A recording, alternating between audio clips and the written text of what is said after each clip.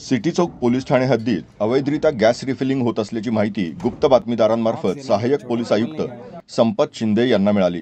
त्यानंतर त्यांनी सिटीच्या पोलिसांची मदत घेत मोठ्या प्रमाणात सुरू असलेल्या गॅस रिफिलिंग सेंटरवर धाड टाकली आणि त्या ठिकाणी अवैधरित्या गॅस रिफिलिंग करणाऱ्या 10 आरोपींसह 30 लाख रुपयांपेक्षा जास्त किमतीचा मुद्देमाल पोलिसांनी ताब्यात घेतलाय। यात एकूण 234 सील पॅक सिलेंडर पोलिसांनी जप्त केलेत। त्यासोबतच 2 गॅस एजन्सी यांना या गोष्टीसाठी मदत करत असल्याचं देखील समोर येत आहे। त्यामुळे हे रॅकेट मोठ्या प्रमाणात सुरू असल्याचा संशय पोलिसांकडून व्यक्त करण्यात आला असून पुढील तपास आम्ही करत असल्याची माहिती पोलीस आयुक्त संपत शिंदे यांनी दिली आहे। आज दुपारी आमच्या गुप्त बातमीदारामार्फत माहिती मिळाली की जावेद बाबूलाल पठाण हा आपल्या साथीदारांसह आमच्या सिटी चौक पोलीस स्टेशनच्या मागील एरियामध्ये फार मोठ्या प्रमाणात सरकारी गॅस सिलेंडर, त्यात HP असेल, भारत गॅस असेल, असे गॅस सिलेंडर अवैधरित्या जमा करून आणि तसेच काही कमर्शियल सिलेंडरसुद्धा सोबत ठेवून त्यातील या HP आणि भारत गॅस सिलेंडरमधील गॅस त्या कमर्शियल सिलेंडरमध्ये भरून ते सिलेंडर बाजारामध्ये बाजारभावाने विकत आहे। तसेच त्या सिलेंडरमधील काही गॅस हा रिक्षा वगैरे याच्यासाठी सुद्धा इंधन म्हणून वापरत आहे। तसेच त्यातील गॅस काढून काही छोटे सिलेंडर भरून ते सुद्धा त्याची विक्री करत आहेत अशी माहिती मिळाल्यावरून आणि फार जास्त आरोपींची संख्या असल्याची शक्यता अशी माहिती मिळाल्याने मी प्रथमतः माझ्या ऑफिसचे सर्व कर्मचारी गोळा केले आणि रेड मोठी असल्याने मी सिटी चौक पोलीस स्टेशनचे PSI दगडखेर व 5 कर्मचारी आणि क्रांती चौक पोलीस स्टेशनचे PSI खटके व 5 कर्मचारी यांना गोळा केले आणि त्यानंतर त्यांना पंचांना आणण्यासाठी पाचारण केले। तसेच पुरवठा विभागास या रेड संदर्भात कळवण्यात आले।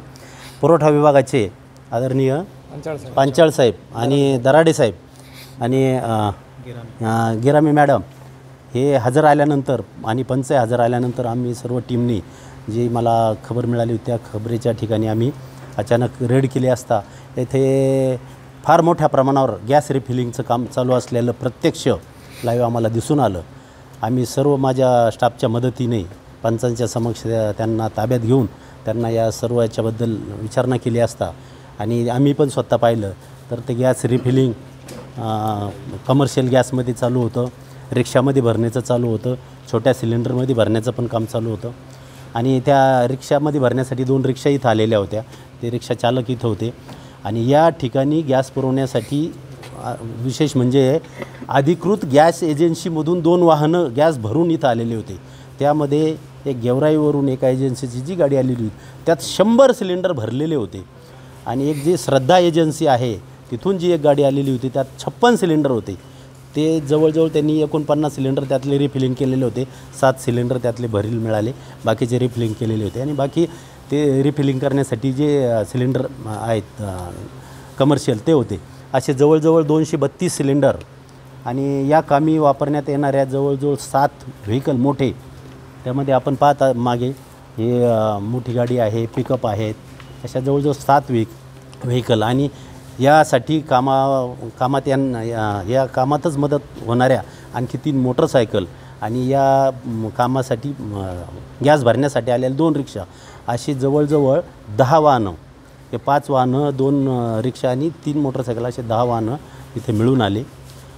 या सर्व मालमत्तेचा आमच्या पोलीस अधिकारी आणि यांनी समक्ष आणि पंचासमक्ष पुरवठा अधिकारी यांनी पंचनामा केलेला आहे आणि या सर्व आरोपींना ताब्यात घेण्यात आलेलं आहे। आता या सर्वांविरुद्ध गुन्हा दाखल करून पुढील कारवाई करत आहोत। किती आरोपी ताब्यात घेतले सर? यामध्ये एकूण 10 आरोपी आम्ही सध्या ताब्यात घेतलेले आहे आणि आणखी 4 आरोपी आहेत। यामध्ये या जागेचा मालक ज्यांनी अवैध धंद्यासाठी जागा उपलब्ध करून दिली तो आहे। यासाठी जे गॅस पुरवलेले आहे गेवराईचे गॅस एजन्सीवाला असेल, श्रद्धा एजन्सीवाला असेल, हे दोघंही आरोपी आणि यात विशेष म्हणजे ते हुबेहूब लक्षात यावे की जे एजन्सीमधीलच माल आहे यासाठी ते बेमालूमपणे सील करायचे आणि ते गव्हर्नमेंटचं जे आपल्याला सील जे येतं भारत गॅसला किंवा HP गॅसला त्या पद्धतीचंच ते सील करायचे. तर हे सीलसुद्धा बाहेर मिळत असेल म्हणून आम्हाला वाटत नव्हतं. तर ते सीलसुद्धा आरोपीकडं सखोल चौकशी करता ते सील त्यांनी नगरवरून एका आरोपीकडून आणलेलं आहे हे निष्पन्न झाल्याने त्यालासुद्धा आरोपी करण्यात आलेलं आहे. असे यामध्ये 14 आरोपी करण्यात आले. त्यापैकी 10 आरोपी सध्या ताब्यात आहे. बाकी आरोपीसुद्धा ताब्यात घेऊन पुढील कारवाई करत आहोत. या ठिकाणी काही कमर्शियल गॅससुद्धा दिसत आहे. तर नेमका प्रकार काय आहे आणि किती साहित्य आपण याच ठिकाणी भरण्याचं ते जमा केलेलं आहे? हा बरोबर आहे ना. मग तो कमर्शियल पद्धतीने या ठिकाणी भरला जात होता. कमर्शियल भरला जात होता का कमी भरला जात होता? कमर्शियल गॅस सिलेंडर त्याच्यामध्ये हे आपले जे HP आणि भारतचे जे आहेत ते मोटारीच्या सहाय्याने वजन काटे आहेत. इथे 10-12 वजन काटे आहेत. एक चांगल्या कंडिशनमधल्या 10-12 मोटारी आहेत. खराब 2-3 मोटारी आहेत. म्हणजे भरपूर प्रमाणात इतर साहित्य पण आहे. सीलचं साहित्य आहे आणि ते त्यावर वजन केलं जायचं. यामधून त्या मोटरींच्या सहाय्याने या गॅसमधून त्या कमर्शियल गॅसमध्ये भरलं जायचं आणि त्यामध्येही कमी गॅस भरला जायचा परंतु ओरिजिनल गॅसच्या किमतीमध्ये ते विकलं जायचं असं आहे. मिनिमम किती गॅस भरला जायचं काही आपण वजन केलं? वजन तर जवळजवळ अर्धाच गॅस आहे त्याच्यामध्ये त्या सिलेंडरमध्ये रेग्युलर जो आहे त्याच्यापेक्षा ते आणि गिरायकाला प्रत्यक्षात माहीत नसतं किती किलो त्याच्यामध्ये यायला पाहिजे. सिलेंडर भरलेलं आहे म्हणजे हा घोटाळा वेगळा असते. अर्धं सिलेंडर पूर्ण भरलेल्या सिलेंडरच्या किमतीमध्ये विकणं ते आणखी एक उद्योग. इथे तर बाकी उद्योग चालतच होता पण त्या गिरायकांची सुद्धा फसवणूक होत होती असं. ही कारवाई अशी मोठी रॅकेट देखील या मागे असू शकतात. आता हे नक्कीच रॅकेट आहे. याच्याकडे मला वाटतं कोणाचा तरी चांगलाच सपोर्ट असेल. जो आरोपी इथं काम करत होता तो जावेद बाबूलाल पठाण आणि हे सर्व 10 त्याचे साथीदार आहेत. तुम्ही पाहू शकता जावेद बाबूलाल पठाण आणि त्याचे साथीदार. आणि एवढं मोठं रॅकेट चालवायचं म्हणजे त्याच्या मागे आणखी कोणाचा तरी हातभार असेल त्याचा पण शोध घेणार आहोत. आणि यासाठी एजन्सीसुद्धा त्याला मदत करत आहेत. हे प्रत्यक्ष आपल्याला दिसूनच आलेलं आहे. एजन्सीने त्याच्या गाड्या भरून इथं माल पाठवलेला आहे. त्यामुळे यामध्ये अनेक जणांचा हात आहे. हे मोठं रॅकेट आहे. हे आज आम्ही उघडकीस आणलेलं आहे. यातील जे काही ज्ञात अज्ञात इतर असतील त्या सर्वांचा शोध घेतला जाईल आणि त्यांना या गुन्ह्यामध्ये अटक करण्यात येईल.